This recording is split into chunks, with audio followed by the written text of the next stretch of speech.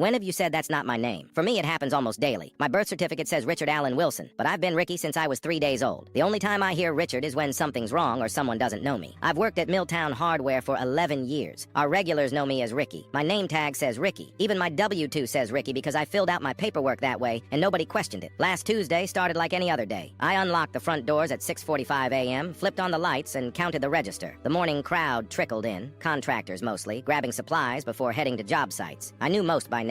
"Morning, Ricky," said Mike from Miller Construction, grabbing his usual coffee from our courtesy pot. "Mike, how's the Johnson renovation coming along?" We chatted while I rang up his PVC fittings. This was my comfort zone. Easy conversation, helping people solve problems, knowing exactly who I was in the world. Around 10 a.m., a woman in a crisp pantsuit entered, looking completely out of place among the paint cans and power tools. She approached the counter with purposeful steps. "I'm looking for Richard Wilson," she announced, consulting a small notepad. "That's not my name," I said automatically, then caught myself. "I mean, technically it is, but everyone calls me Ricky." She smiled thinly. "Richard Wilson, I'm Diane Mercer from Regional Management. We spoke on the phone about the quarterly review." My stomach dropped. Corporate had called last week about some kind of evaluation, but I'd assumed my boss would handle it. "Right, yes, sorry about that. I'll need to see your inventory records and sales reports for the past 6 months," she continued. "Richard?" Each time she said it, I felt myself shrinking. Richard wasn't me. Richard was my father's name, the man who walked out when I was 4. Richard was what my mother shouted when I broke her favorite vase at 8. Richard was formal, important, accountable. I was just Ricky. Throughout the day, she followed me around the store, clipboard in hand, calling me Richard with increasing frequency. Each time I resisted the urge to correct her. By afternoon, I was answering to it like a trained dog. "Richard, these safety compliance forms haven't been updated since 2019. Richard, your inventory control system is completely outdated. Richard, we need to discuss your management approach." When Dave Thornton, my regular Thursday customer for 15 years, came in and called out, "Hey Ricky, got those special order hinges?" Logically, Diane raised an eyebrow. "Your customers don't address you professionally?" she noted on her clipboard. Something in me snapped. "Actually," I said, straightening my shoulders, "they address me correctly. I'm Ricky, not Richard." She looked up, surprised. "Your employment file says Richard. My friends call me Ricky. My customers call me Ricky. My name tag says Ricky." I tapped the plastic badge on my chest. "This store has been my life for over a decade, and everyone here knows who I am. Mr. Wilson, this is a professional environment, and I'm a professional who knows every inch of this store and every customer who walks through that door. I know their projects, their kids' names, and which brands they prefer. That matters more than what you call me." She studied me for a long moment. I'd never stood up to anyone from corporate before, but something about hearing my father's name all day had worn my patience thin. Finally, she made a small note. "Very well, Ricky. Now about these compliance issues." It wasn't a complete victory, but hearing my real name from her felt significant. The next morning, I changed my nameplate in the system to officially read Ricky Wilson, because that's who I've always been, paperwork be damned.